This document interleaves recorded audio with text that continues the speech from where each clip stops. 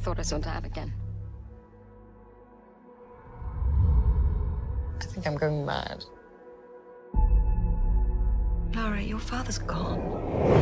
At some point, we have to face up to who we are, who we're meant to be. I think I know where my dad went. That's right in the middle of the Devil's Sea. It'll be an adventure. Death is not an adventure. Tomb Raider is about Lara Croft, who is heading to Zion at the Japan border to discover this tomb of this ancient Japan deity who had the ability to kill someone by one touch. And when she gets there, there's this supernatural military group called Trinity who's trying to get the coffin of the deity for their own personal gain, and Lara's trying to stop them. Ladies and gentlemen, this is not a drill, this is not a drill, this is the very first ever good video game movie, because if you don't know, the track record to video game movies have not been the best, which is pretty much an understatement, because all of the video game movies until this one have all come into two categories.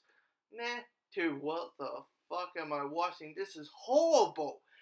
But this one is amazingly good. I mean, it's not perfect, it's not super great, but it's good.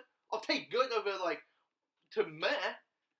Yeah, like, there's, no film is perfect, and, the stuff I didn't hate, but I wish they worked on a little bit more, just pacing-wise, was the first 40 minutes. The first 40 minutes, it wasn't bad, and I appreciate what they were trying to do. They're trying us to have Lara into a character, let us understand what she's going through in her life, understand what her weaknesses or strengths, to the point where she is on the island and certain things are happening. You're living. You care about her. You care about is she going to make it or not? And that for me is better than probably. I mean, better than the the Angelina Jolie version of the character, where those films and that version of the character was like typical early 2000s, where it was like, look at my big guns, I'm Lara Croft, come at me bro kind of character, versus this where at least for Canon's version of this character is a human being stuck in this situation.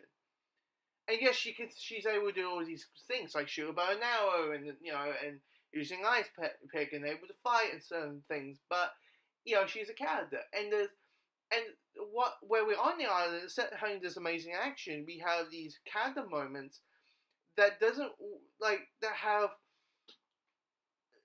not, like, I don't want to spoil the movie, but there's certain scenes in this that has zero dialogue, but because of the actors, we have some really good character moments. And that, for me, was such a fresh air versus something like Assassin's Creed, where it was boring, like 80%, like 80% of the movie, and the 20% of the stuff were interesting.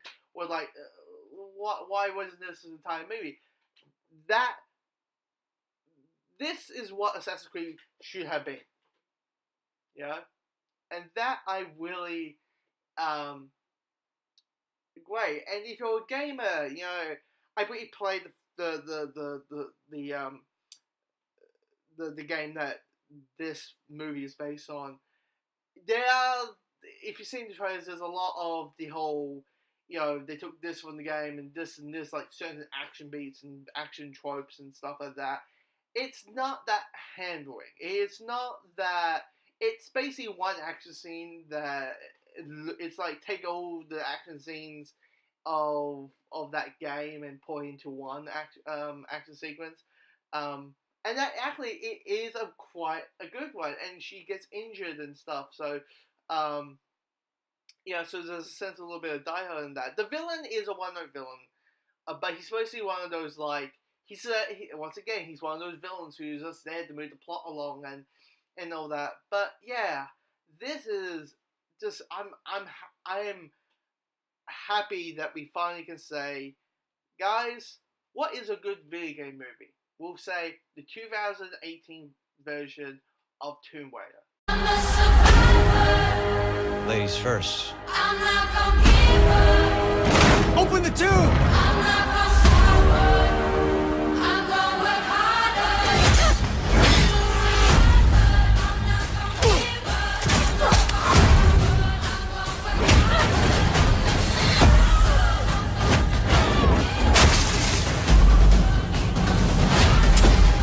Put it down! It's your finger that's pulling this trigger. You messed with the wrong family.